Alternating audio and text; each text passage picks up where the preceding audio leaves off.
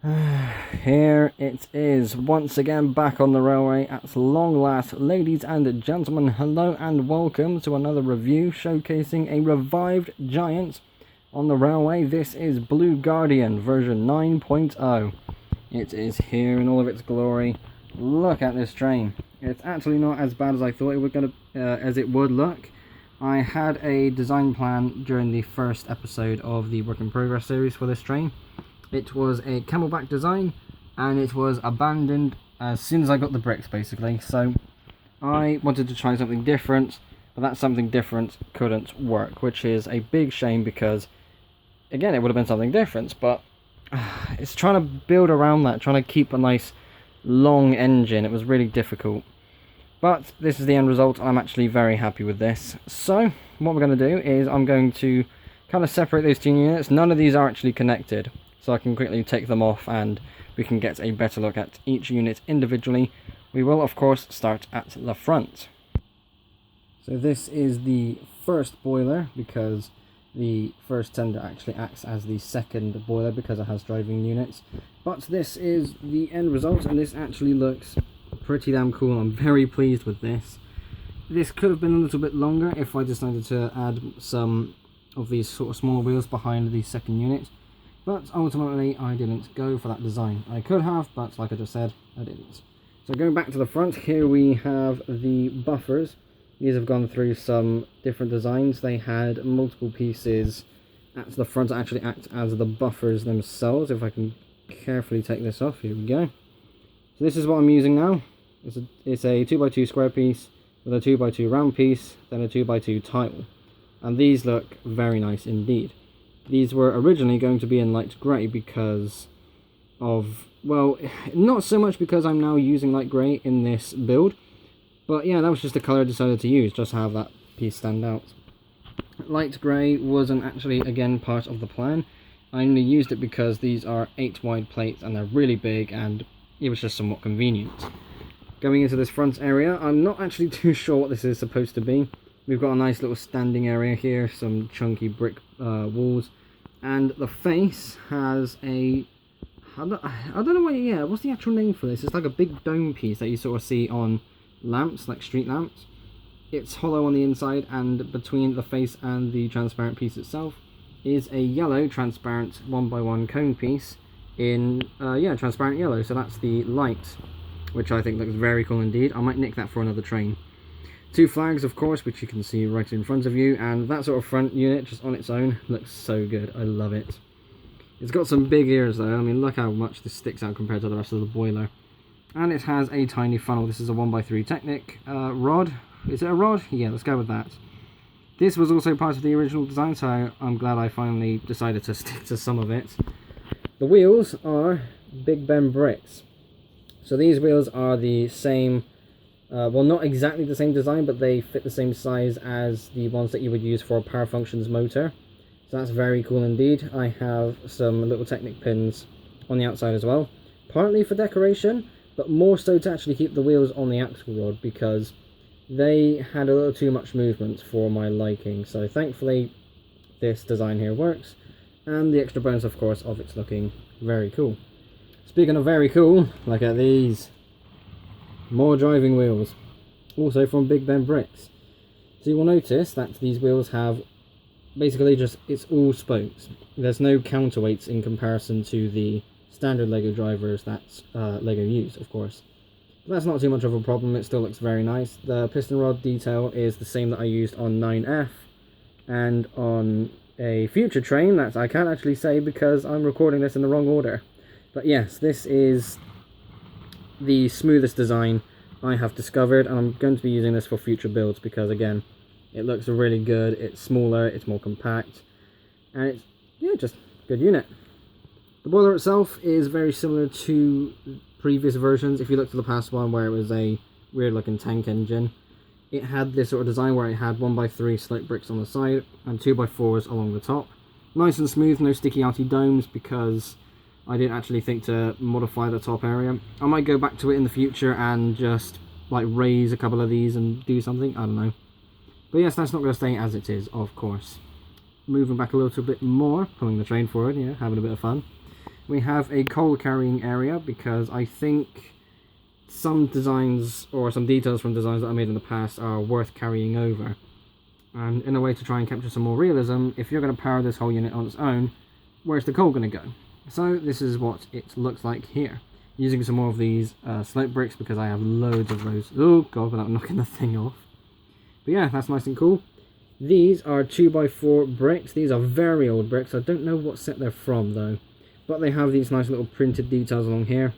I saw those and I thought, you know what? Let's use them. Why not? It's a very sort of brief detail. As this goes past, you see that blurred red line. But yeah, looks pretty good. I think that's from a plane. Or a boat. I'm not too sure. I'll have to think on that. The cab is a bit stupid because, first of all, open roof, 2 doors, and a massive gap in the back. So why do I have 2 doors? Well, again, this was because of the original design. It is an open roof cab because I can get my hand in a lot easier and it saves me using bigger tiles to make the roof basically. Inside, details are minimal. Again, we have a single driver with a 2x4 plate to act as the controls. Each stud will basically represent each control. Internals are definitely getting lazier, but it's not my specialty. All in all, looking at this unit, it looks very, very cool. I'm actually so happy with this. That front bit in particular, it looks so amazing. I need to replicate that one day. This is the second boiler slash first tender. I say that's because this has drive wheels. Now obviously you would need to power the drive wheels, so this is its own locomotive, its own unit. Now I don't have the piston rod cylinder details anywhere on these ones because I wanted to use these small drive wheels and this has to be a smaller unit. It works better for me that way. So it's just like this. And I also discovered the name of the detail, well, as to why there's no cylinders on the outside. It's called an internal cylinder, which obviously makes sense. So yes, if anybody ever wonders why do I have them on the outside, it's because they're on the inside. Technically, they're not because, it's just bricks. But yeah, you know what I mean, right? Sure. Inside is basically the same as the cab on the first, what's it called? A boiler, that's it. Too excited. You can't even see the... If I turn it this way, hang on. Ah, light.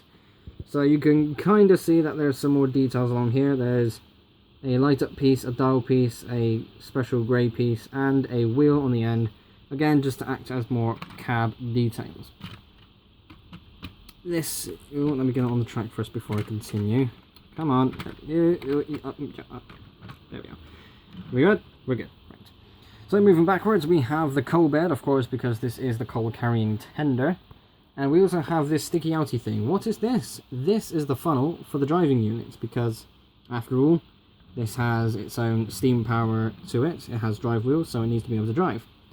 That steam needs to go somewhere. It goes out a funnel, and it looks like this.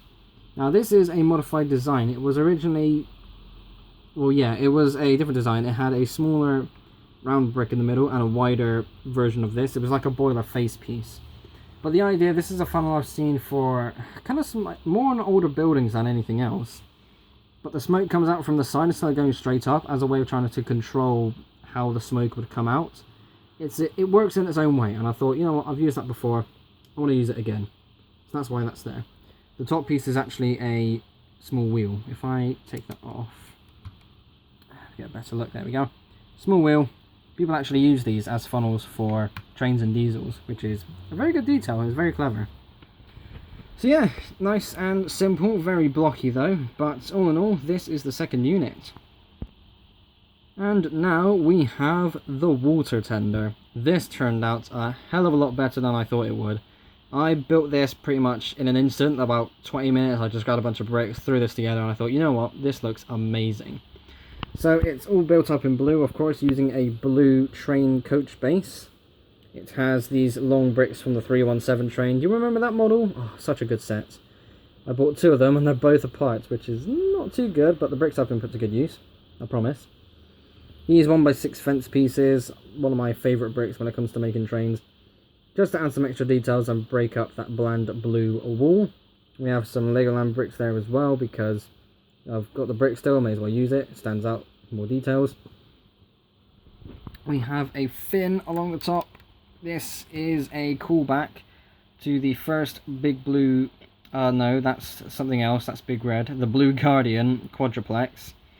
It had one of these on one of the tenders, and I found that in the box, and I thought, you know what, let's get that on there.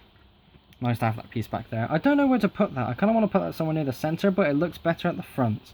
I'll have to play around with that after this. Going back, we have a similar detail. Speaking of Big Red, yeah, this is a similar detail. If I turn it this way so you can see the back too. So none of the parts on here are from any other engine. This is all from other boxes. At the back is a ladder to be able to climb to this little walkway area to help manage a water barrel just for the sake of decoration. Again, I had that in my special parts box and I threw it on. On this side we have two megaphone pieces, and these are basically pointing inwards to the barrel. Again, just its own special detail. Not sure what they would actually accomplish in real life, but it's there. And camera needs to focus, there we go. Valve wheel piece on the top, valve wheel piece here on the side, just again for the sake of being there. Add some other pieces just to break up that blue boringness. All in all, this is a very cool looking tender. If I took apart this sort of top area and replaced that as a coal carrier, that would be a very cool looking tender. But all in all, that is the water tender. And there it is, ladies and gentlemen. This is Blue Guardian version 9.0. This is the 4th quadruplex I've ever built. I started off with Emerald Champion, of course, which everybody knows and loves. Then Greyhound showed up to rival the Emerald Champion. I thought, you know what, let's make a red one too. We've got red drive wheels, so I made a red train.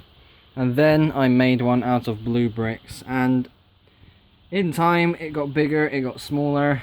But it's back on the railway, and it's alive. Many other trains can't say the same thing. But yes, here it is, ladies and gentlemen. Thank you all ever so much for watching. Be sure to like and subscribe if you haven't already. I will see you all in the next episode. Bye.